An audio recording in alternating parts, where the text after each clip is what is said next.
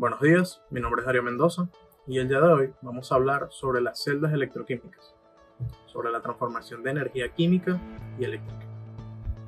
Comencemos con una pequeña introducción. Las celdas electroquímicas están presentes en nuestra vida diaria, desde las baterías que usamos en dispositivos electrónicos hasta procesos industriales como la galvanoplastia o la electrólisis. Comprender su funcionamiento es clave para entender cómo manejamos y transformamos la energía. Todos usamos energía eléctrica, pero pocos saben cómo se genera químicamente. Las celdas electroquímicas hacen posible este proceso, y conocerlas es fundamental para cualquier estudiante de ciencia, ingeniería o tecnología. Comencemos explicando qué es una celda electroquímica. Una celda electroquímica es un sistema que permite convertir energía química en eléctrica o viceversa, mediante reacciones de oxidación y reducción. Está compuesta por al menos dos electrodos y un electrolito, y puede generar o consumir corriente eléctrica según el tipo de celda. En esencia, podemos decir que una célula electroquímica es como un generador en miniatura. Si es galvánica, genera electricidad. Si es electrolítica, consume electricidad para producir una reacción química. Hablemos sobre los componentes de una celda. Toda celda electroquímica tiene al menos 5 elementos básicos. En conjunto, estos nos permiten que los electrones circulen, que los iones se equilibren y que la energía fluya. Estos 5 elementos básicos son el anodo, que viene siendo el electrodo donde ocurre la oxidación o la pérdida de electrones. Luego tenemos el cátodo, que es el electrodo donde ocurre la reducción o la ganancia de electrones. Luego tenemos el electrolito, que sería el medio conductor iónico. Luego tenemos el puente salino o separador. Este permite el flujo de iones y mantiene la neutralidad eléctrica. Por último, tenemos el circuito externo, que sería, por decirlo así, el camino por donde circulan los electrones. Hablemos sobre el funcionamiento básico de las celdas electrolíticas o electroquímicas. Las celdas funcionan gracias a reacciones redox. Ya vamos a ahondar un poco más sobre este término más adelante. En el anodo se oxida una sustancia y libera electrones, mientras que en el cátodo se reduce otra y los recibe. Los electrones viajan por un circuito externo y los iones se mueven dentro del electrolito, cerrando así el ciclo eléctrico.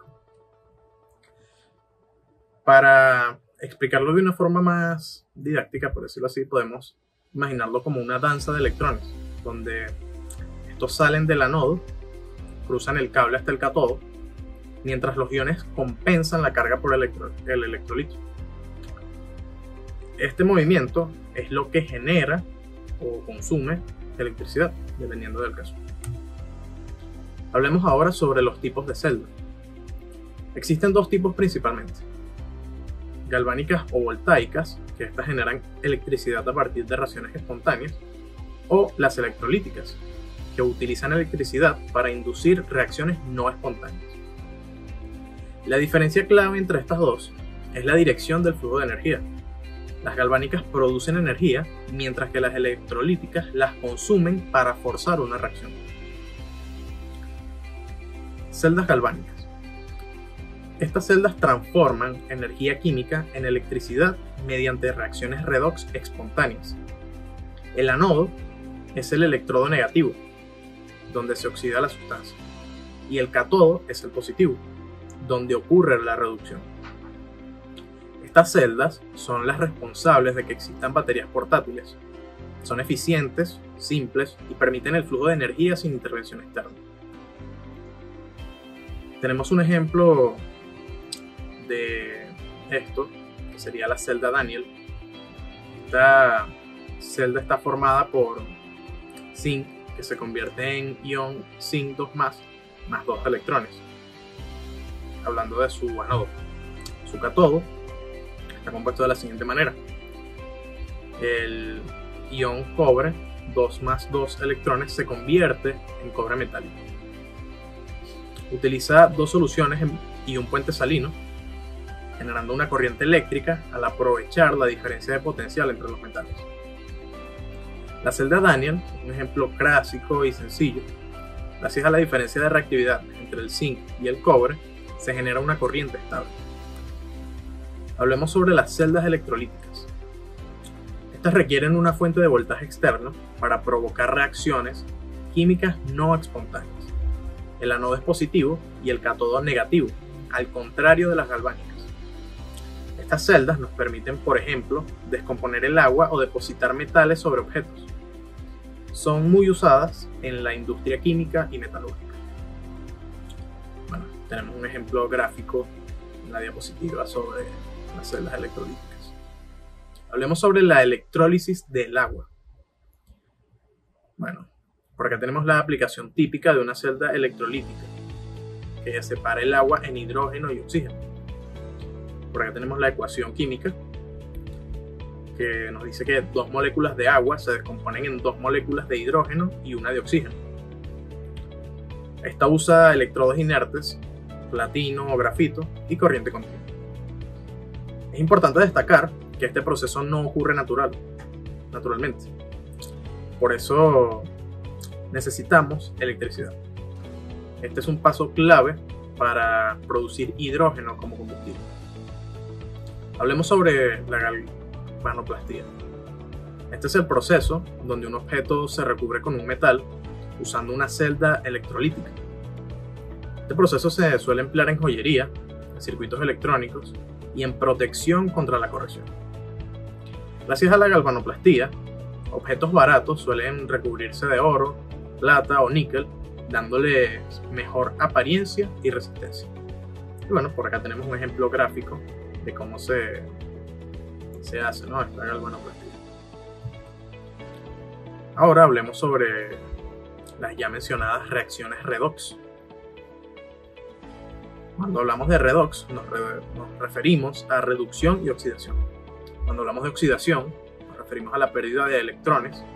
Esto sucede en el anodo. Cuando hablamos de reducción hablamos sobre la ganancia de electrones, que esta sucede en el cátodo. Las células o las celdas electroquímicas funcionan gracias a estas reacciones complementarias. Es importante que recordemos que el anodo siempre oxida y el cátodo siempre reduce. Se podría decir que esta pareja de reacciones es el corazón del proceso. Por acá tenemos ejemplos de reacciones. Por acá tenemos el ejemplo sobre la oxidación en el anodo y tenemos el ejemplo sobre la reducción en el cátodo. Estas reacciones nos muestran cómo se liberan y capturan electrones en una celda galvánica típica. Vemos que el zinc libera electrones y el cobre los acepta. Esa diferencia en un compartimento químico genera una corriente que puede ser útil. Luego tenemos potenciales de electrodo. Los potenciales de electrodo nos indican qué tan fácil una sustancia se reduce. Se usan para calcular la fuerza electromotriz de una celda y predecir si una reacción será espontánea. Si sumamos los potenciales de reducción, vemos que el resultado es positivo. En ese caso tendríamos una celda galvánica funcional. Bueno, por acá tenemos un ejemplo gráfico sobre este potencial de electrodo. Tenemos por acá un ejemplo que sería la batería alcalina. Esta sería de tipo galvánica. Se suele usar en controles, linternas, en muchos otros aparatos. Estos fueron los que incluí en la presentación. Bueno, porque tenemos también las reacciones. Tenemos zinc, que sería la oxidación. Tenemos el dióxido de manganeso, que sería la reducción. Y tenemos la energía producida, que sería más o menos 1.5 voltios. La pila alcalina es un clásico, es pequeña, es portátil, es confiable y funciona con zinc y óxido de manganeso. Acá no hay mucho más que comentar. Luego tenemos el ejemplo número 2, que es la batería de litio. Es también de tipo galvánica, recargable. Se suele usar en celulares, laptops y en prácticamente cualquier dispositivo hoy en día también. Cada vez más estas baterías van teniendo presencia en la vida del ser humano. Esta funciona por movimiento reversible de iones de litio entre electrodos, lo cual permite que sea recargable.